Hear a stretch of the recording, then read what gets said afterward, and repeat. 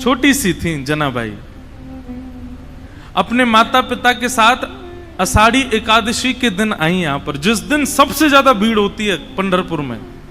जनाबाई मन में सोच रही है, मेरे पास बिठोवा होते, मेरे पास विठ्ठल होते, घी लेकर के आती, चरणों में मालिश करती, अपने हाथ से चरण दबा देती, मेरा विठोवा बहुत कष्ट में आ गए होंगे आज तो। और यही बोलती जा रही है, यही बोलती जा रही है। अब सब तो वहां से उठ करके सोने चले गए, लेकिन वो यही चिंतन कर रही हैं, आज विठ्ठल के पांव में दर्द हो रहा है, आज मेरे पंडरीनाथ के चरणों में दर्द हो रहा होगा। ये भाव मन में सोच ही रही थी कि इतने में ही पीताम्बरी पहने, कटी पर हाथ धरे, सुंदर श्यामल वर्ण ठाकुर जी का श्री पंडरीनाथ भगवान वहीं प्रकट हो गए। और प्रकट होकर के जनाबाई के सामने बैठ करके पांव आगे पसार दिए, बोले रो क्यों रही हो, तो फिर दबाओ हमारे चरण। आपको अगर लग रहा है कि हमारे पैरों में पीड़ा हो रही तो दबाओ ना।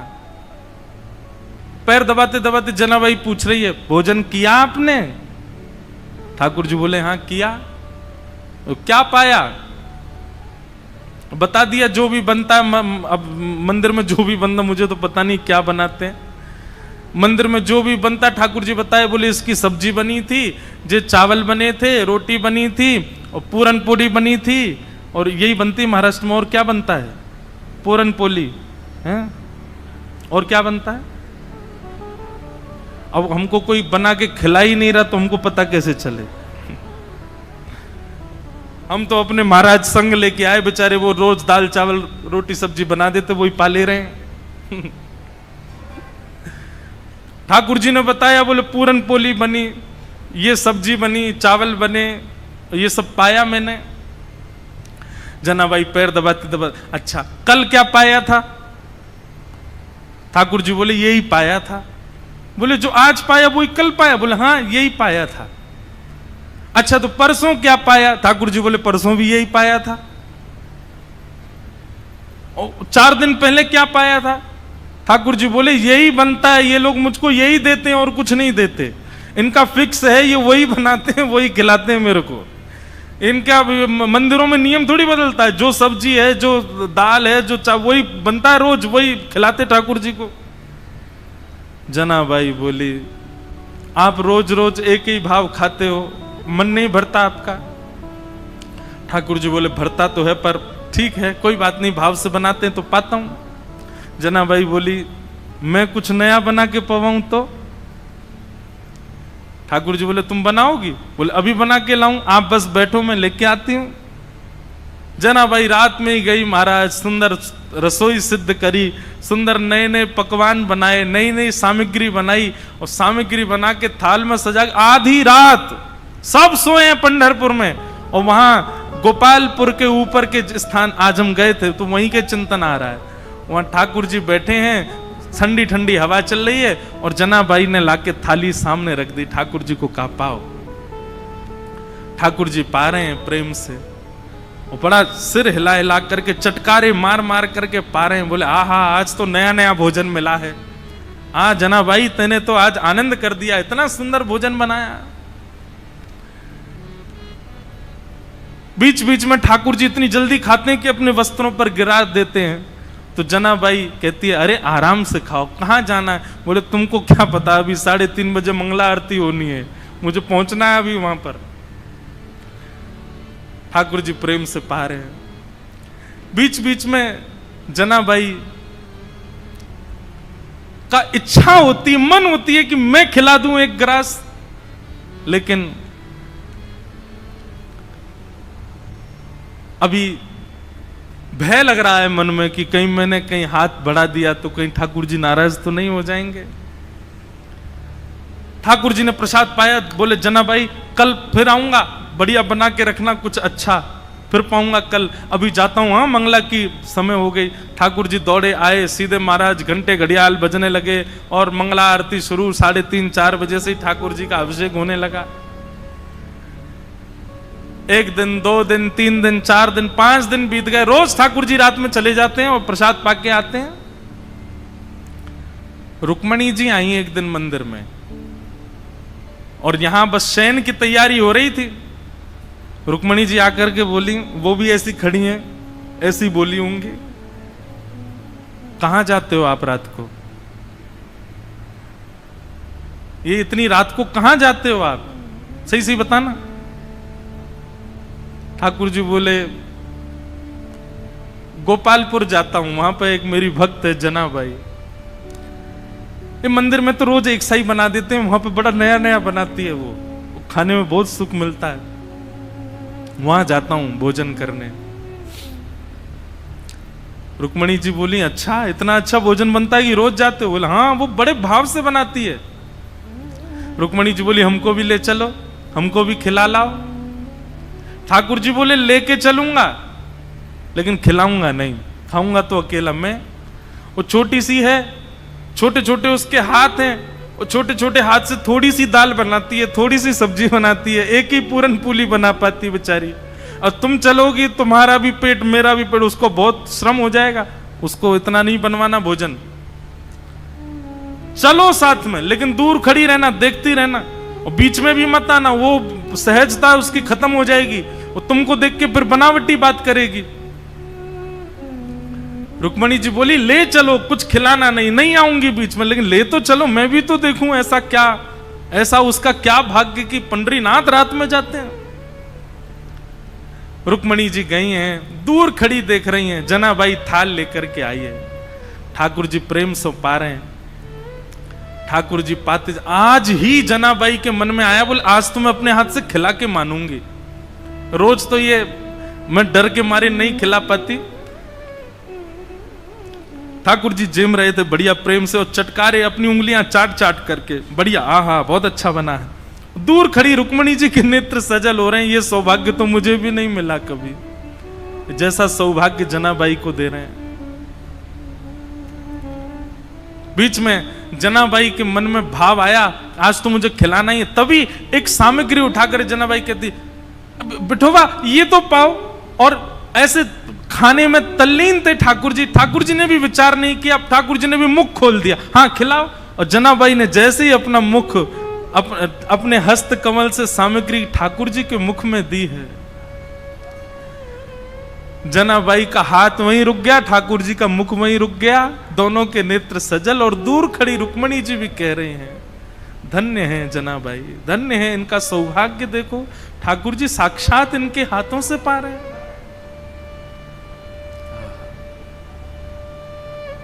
ऐसा भाव। रुक्मणी जी नतमस्तक हो गई, मन में विचार करने लगी कि मैं भी जनाबाई से मित्रता कर लूं, इनके बहाने मुझे भी ये सुख मिल जाया करेगा। जो सुख लक्ष्मी जी को भी नहीं है, वो जनाबाई को दे रहे हैं ठाकुर जी।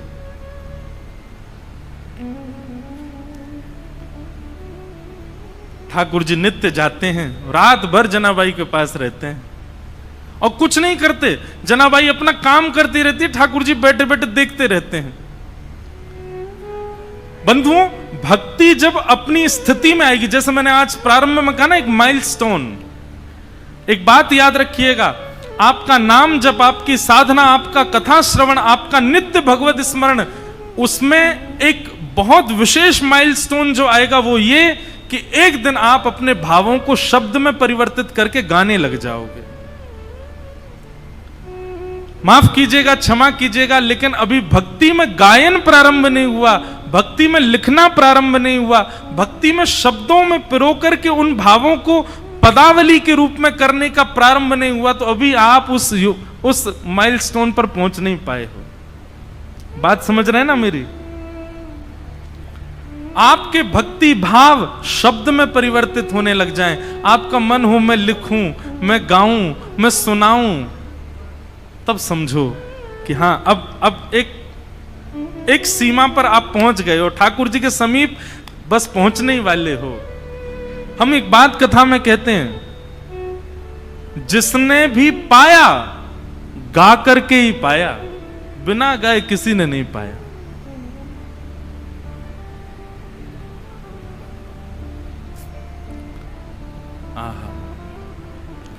मीराबाई गाती हैं, सूरदास गाते हैं, गोस्वामी तुलसीदास गाते हैं, सबने गाया है।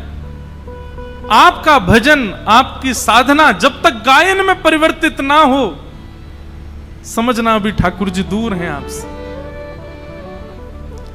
प्रयास किया करो, उल्टा सीधा ही लिखा करो, लेकिन अपने भावों को पद में लिखने का। कल हम वृंदावन रसामृत पद गा रहे थे। कोई अपनी योग्यता नहीं बता रहा हूं मैं, क्षमा करना, मैं हूं भी नहीं इस लायक, पर पद गाते गाते अंतिम पंक्ति लिखी हमने ठाकुर जी के लिए, श्री पंडिना। और ये हर बार ही ऐसा होता है। जगन्नाथपुरी गए तो वहां पर भी भल भद्र और सुभद्रा संग विराजे ब्रज के नाथ, रथ आरूढ़ भये नंद नंदन कहलाए जगत के नाथ। वृंदावन प्यारो वृंदावन। द्वारिका में कथा हुई तो वहां के भाव आ गए। वहां का भाव क्या था? विप्रधेनु संतन के कारण रण छोड़ो ब्रजनाथ। क्यों रण छोड़ करके गए ठाकुर जी? क्योंकि जरासंध जो था वो ब्राह्मणों की सेना लेकर के आ गया था, ब्राह्मणों को अनुष्ठान पर बैठा करके आया। ठाकुर जी ने मन में विचार किया, 17 बार तो हरा दिया इसको, लेकिन अब की बार हराया तो ब्राह्मणों का जो अनुष्ठान है वो निष्फल हो जाएगा, ये ब्राह्मणों का वध कर देगा। तो ब्राह्मणों की रक्षा के लिए विप्रधेनु संतन के कारण रण छोड़ो ब्रजनाथ। गोमती तट द्वारवती पधारे। द्वारिका का शास्त्रीय नाम द्वारावती है। क्या है? गोमती तट द्वारवती पधारे। गोमती तट द्वारवती पधारे कहलाए द्वारिका नाथ। वृंदावन प्यारो वृंदावन। अब कल पंढरपुर आए तो पंढरपुर आकर के नया भाव आया। क्या? पुंडलीक की सेवा भाव सो रीझे रुक्मणी नाथ। पुंडलीक की सेवा भाव सो रीझे रुक्मणी नाथ। निज कर दिए कमर पर ठाड़े। निज कर किए कमर पर ठाड़े कहलाए विठल नाथ। वृंदावन प्यारो वृंदावन। ये बात हम क्यों कह रहे हैं? आपकी भक्ति जिस दिन शब्दों में परिवर्तित हो जाए, जिस दिन गायन में परिवर्तित होता है, जिस दिन भावों में परिवर्तित हो जाए, समझ जाना अब ठाकुर जी मिलने का मन बना चुके हैं आपसे। जनाबाई की यही स्थिति हो गई है। पूरे दिन तो नामदेव जी के घर में सब काम करती हैं, झाड़ू पोंछा बर्तन खान पान सबकी सेवा करती हैं, और रात्रि में चक्की पीसती हैं। और चक्की की जो घर घर घर आवाज आती है, उस घर घर घर आवाज को ही ताल बना करके जनाबाई पद गाती हैं। पद, अब मुझे जनाबाई का कोई पद याद नहीं। मैं पंढरपुर में इसीलिए पीछे रह जाता हूँ, मुझे यहाँ के भाषा का दिक्कत हो जाती है। मराठी भाषा है, और कैसे गाऊं? भाव जब तक समझ नहीं आए। आज 2 बालिकाएं हैं, वो इतना सुंदर गाती हैं, रोज ठाकुर जी को आके सुनाती हैं। और मैं उनसे सुनता तो हूं, फिर मैं पूछता हूं इसका अर्थ क्या है। फिर अर्थ सोच करके सोचता हूं अब मैं गाऊंगा, लेकिन वो शब्द मुझे नहीं बैठ पाते बढ़िया से जुबान पे। तो जनाबाई पद गा रही थी आज, और महाराज ध्यान से सुनिएगा सब लोग। जनाबाई पद गा रही थी और इतने में ठाकुर जी आ गए। और ठाकुर जी आकर के मानो पीछे खंबे से टेक लगा करके और नेत्र बंद करके बड़े भाव से सुन रहे हैं जनाबाई के भाव। और केवल इतना ही नहीं, ठाकुर जी ने तुरंत कलम निकाली और पत्र निकाला, लिखने लगे जनाबाई के भावों को।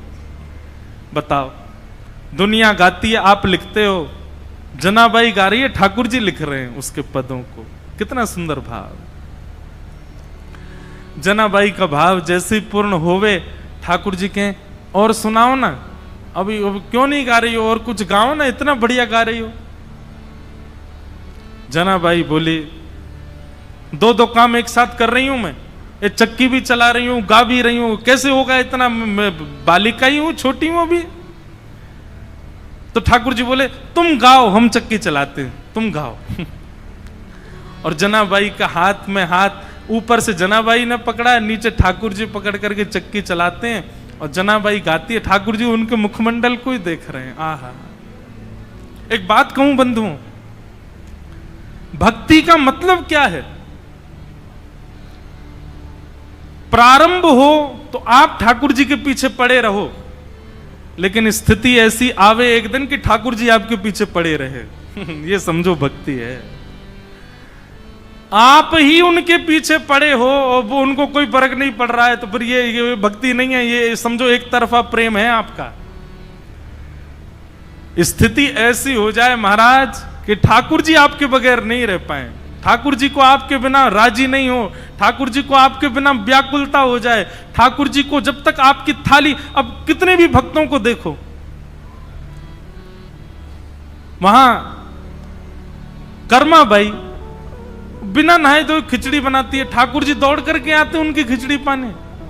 भक्ति का मूल रूप यही है कि आप ठाकुर जी का भजन करो, लेकिन एक स्थिति ऐसी आवे कि मेरा सुमिरन हरि करे, मेरी स्मृति ठाकुर जी कर रहे हैं, मेरे स्मरण में ठाकुर जी हैं। आहा। जनाबाई के भाव इतने प्रिय लगने लगे। ठाकुर जी कहें, तेरे काम मैं करूं, तू बस गाती रहे। ठाकुर जी चक्की चलाते हैं वहां बैठे बैठे।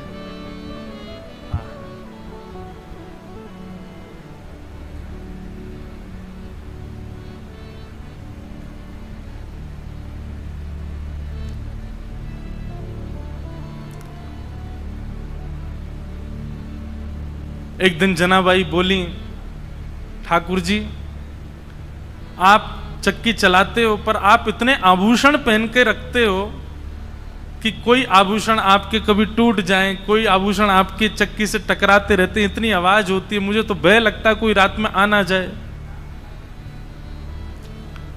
ठाकुर जी बोले, हम आभूषण उतार देते हैं। तो ठाकुर जी ने अपने सारे आभूषण उतार करके रख दिए और लिए चक्की पीसने लगे। आज जनाबाई ने ऐसा भाव गाया कि ठाकुर जी उसमें इतने निमग्न हो गए कि इतने में ही मंदिर से घंटे घड़ियालों की आवाज आने लगी। ठाकुर जी के मंगला का समय हो गया। ठाकुर जी तो व्याकुल हो गए, बोले अभी भागना पड़ेगा, दौड़ना पड़ेगा, मंदिर में नहीं मिला तो महाराज बड़ा दिक्कत हो जाएगी, सब जगह ढूंढेंगे और मैं कहीं आता हुआ दिखा तो सब समझ जाएंगे मैं चलता फिरता बोलता हूं, पूरी दुनिया पकड़ लेगी मुझे, कैसे जाऊं। तो जनाबाई की एक काली सौल थी, ठाकुर जी भी श्याम वर्ण के, काली सौल और ओढ़ ली ठाकुर जी ने ऊपर से, और सीधे ठाकुर जी अपने छोटे छोटे पांव से दौड़ रहे गोपालपुर से मंदिर की ओर। मंगला का समय हो गया है, कपाट खोले उससे पहले भीतर पहुंच जाऊं। यहां रुक्मणी जी ने पीछे का दरवाजा खोल के रखा, कह जल्दी आओ भीतर, सब पहुंच गए वैष्णव जन।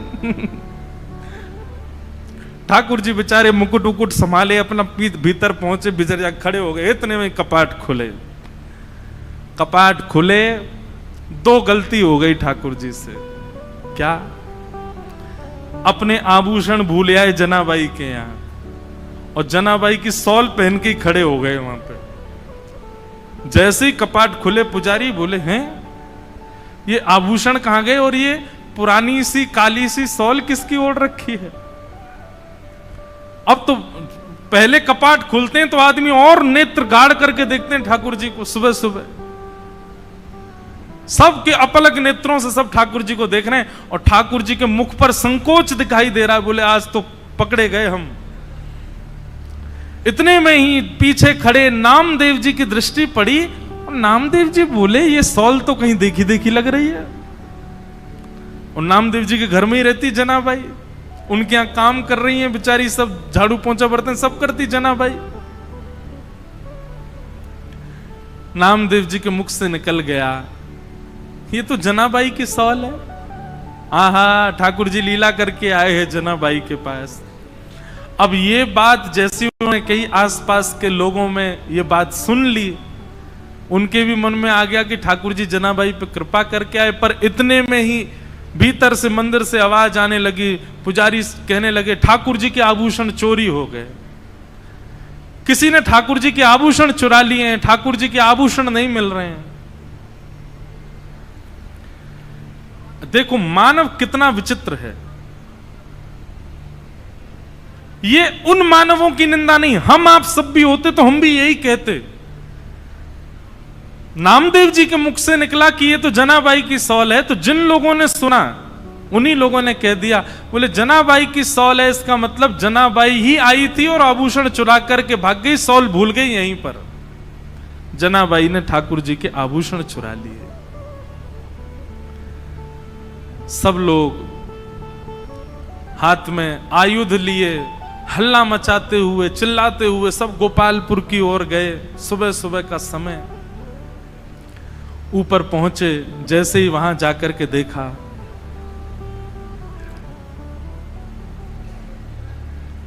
जनाबाई कहां है, बाहर आओ। जनाबाई निकल करके आई, क्या बात है, क्यों चिल्ला रहे हैं आप लोग? बोले तुमने ठाकुर जी के आभूषण चुराए। जनाबाई बोली मैं क्यों चुराऊंगी आभूषण? बोले तलाशी दिलाओ। जैसे ही जनाबाई के स्थान को देखने लगे, वहीं ठाकुर जी के आभूषण मिल गए। बंधुओं,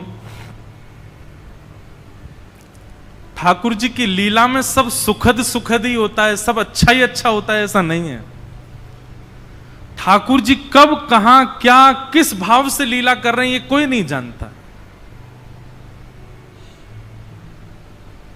और ठाकुर जी को जब अति विशेष लीला करनी होती है ना, तो ऐसा ही कोई कष्ट हमारे लिए कष्ट है, पर जिसके साथ होता है उसके लिए वो कष्ट नहीं है, ऐसी कोई भावना प्रकट। जैसे ही आभूषण मिले सबको, जनाबाई को पकड़ लिया सबने,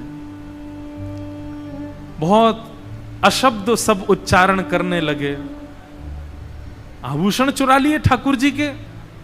अरे नामदेव जी, आपने किसको अपने घर में आश्रय दे रखा है? और आदि आदि सब चिल्लाने लगे। जनाबाई तो मौन हो गई, और मैं क्या बोलूं इन सबको? यदि ये बात बताऊं कि रात्रि में ठाकुर जी मेरे यहां आए हैं, तो ये नहीं मानेंगे। ठाकुर जी लीला करके गए, ये सब कोई स्वीकार नहीं करेंगे। जनाबाई ने एक दो बार थोड़ा सा हट तो किया, लेकिन किसी ने नहीं माना। और सबने मिलकर के एक योजना बनाई। मैया अभी बैठो, अभी कथा चल रही है, हाँ अभी विराज, कथा के बीच में नहीं, हाँ मिलेंगे हम आपसे। विचार करने लगे क्या करें। सबने मिलकर के कहा कि दंड दो। और दंड क्या है? बोले मृत्यु दंड दो।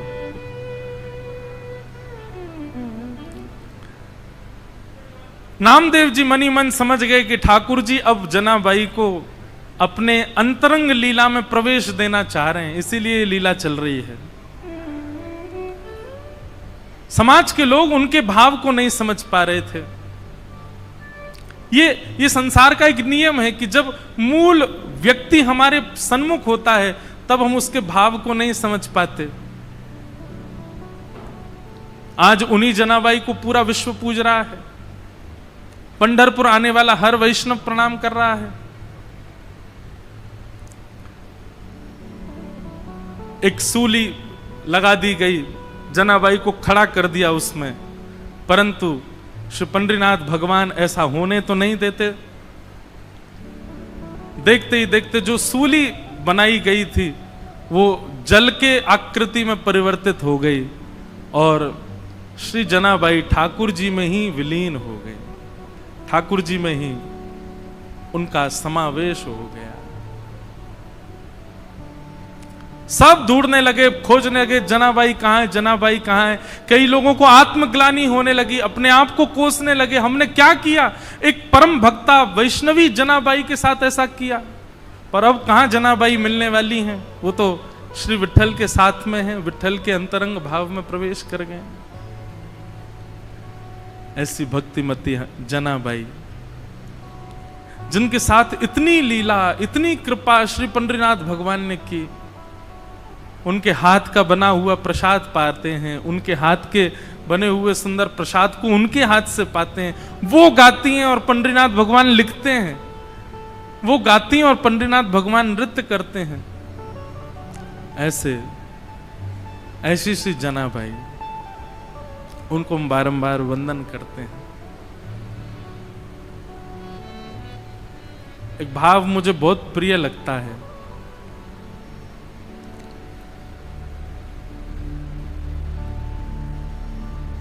श्याम सुंदर सदा हमको प्यारे रहें, हम उन्हीं के रहें, वो हमारे रहें। श्याम सुंदर सदा हमको प्यारे रहें, हम उन्हीं के रहें, वो हमारे। दो कथाओं का प्रकथन पढ़ने में आया।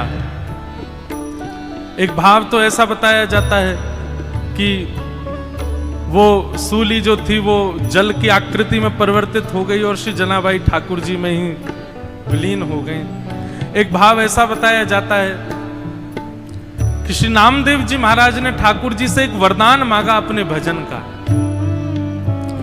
बहुत ध्यान से सुनिएगा। अपने जीवन भर के भजन का एक वरदान मांगा ठाकुर जी से। पंडरीनाथ भगवान बोले मांगो क्या चाहिए? तब श्री नामदेव जी कहते हैं, बोले पंढरपुर आने वाले हर वैष्णव की चरण रज मेरे माथे पर पड़े नित्य। जब तक पंढरपुर धाम है तब तक यहां आने वाले वैष्णवों की चरण रज मुझको प्राप्त होती रहे, ऐसा वरदान मुझे प्रदान करो। ये वरदान मांगते ही श्री पंडरीनाथ भगवान का जो मुख्य द्वार है, जहां से अभी सबका प्रवेश तो अभी निषेध है, सब घूम के जाते हैं, पर दर्शन अभी भी होता है, आप लोग सब कीजिएगा।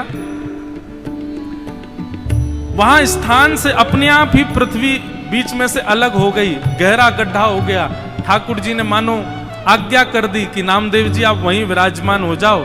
जो भी लोग दर्शन करने आएंगे इन्हीं पहाड़ियों पर चढ़ करके ऊपर आएंगे, इन्हीं सिड्डियों पर चढ़ करके आएंगे, इन्हीं के नीचे आप विराजमान रहोगे तो सबकी चरण रज आपको स्वतः प्राप्त होती रहेगी।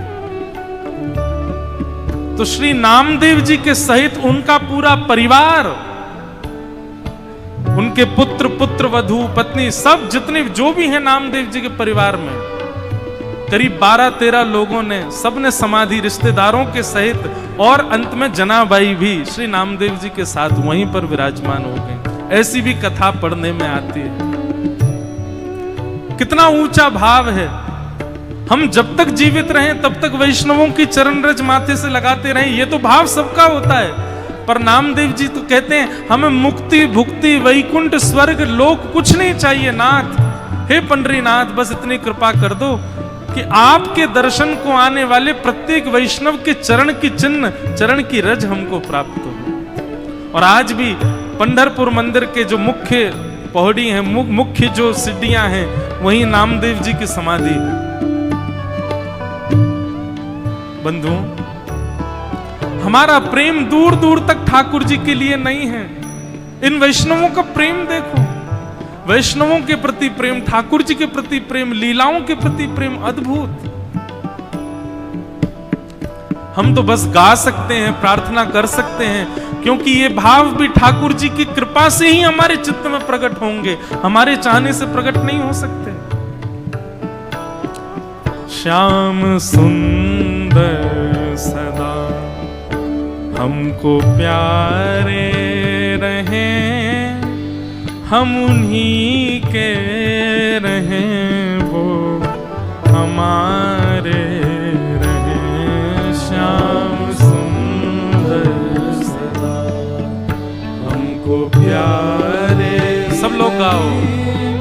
हम उन्हीं के रहें, वो हमारे रहें। हे श्याम सुंदर सुंदर सदा हमको प्यारे रहें, हम उन्हीं के रहें, वो हमारे रहें। श्याम सुंदर सदा हमको पंडरीनाथ भगवान का स्मरण करते हुए गाओ। हम उन्हीं के रहे, वो हमारे रहे। जिस डगर से मुरलिया की धुन आएगी, जिस डगर से मुरलिया की धुन आएगी, जिस डगर से मुरलिया की धुन आएगी, जिस डगर से मुरलिया की धुन आएगी, उस डगर पे उमरिया ये कट जाएगी, उस डगर पे उमरिया ये कट जाएगी, उस डगर पे उमरिया ये कट जाएगी, उस डगर पे उमरिया कट जाएगी। हे उस डगर पे उमरिया ये कट जाएगी, उस डगर पे उमरिया ये कट जाएगी। उनकी तस्वीर मन में बसाए रहें, हम उन्हीं के रहें, वो हमारे श्याम सुंदर सदा हमको प्यारे रहें, हम उन्हीं के रहें, वो हमारे श्री पंडरीनाथ भगवान की जय।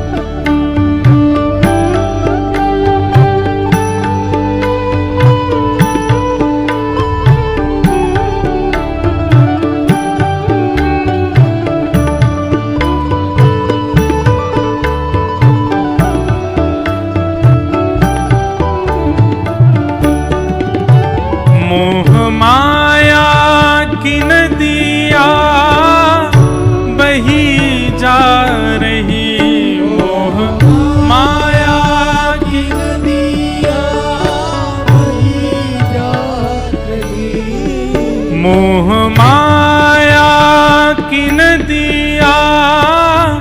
बही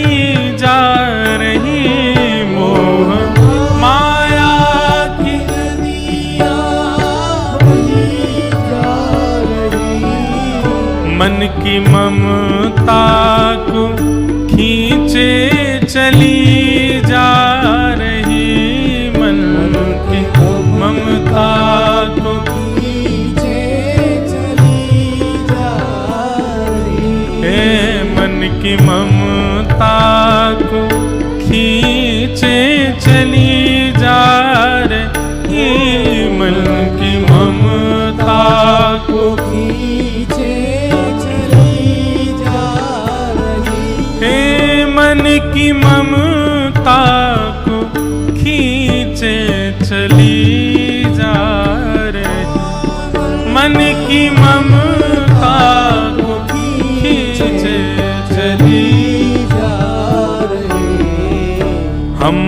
सरोवर में रहे या किनारे रहे, हम उन्हीं के रहे, वो हमारे रहे। श्याम सुंदर सदा हमको प्यारे रहे, हम उन्हीं के रहे, वो हमारे रहे। हे श्याम सुंदर सदा हमको प्यारे रहे, हम उन्हीं के रहे, वो हमारे रहे।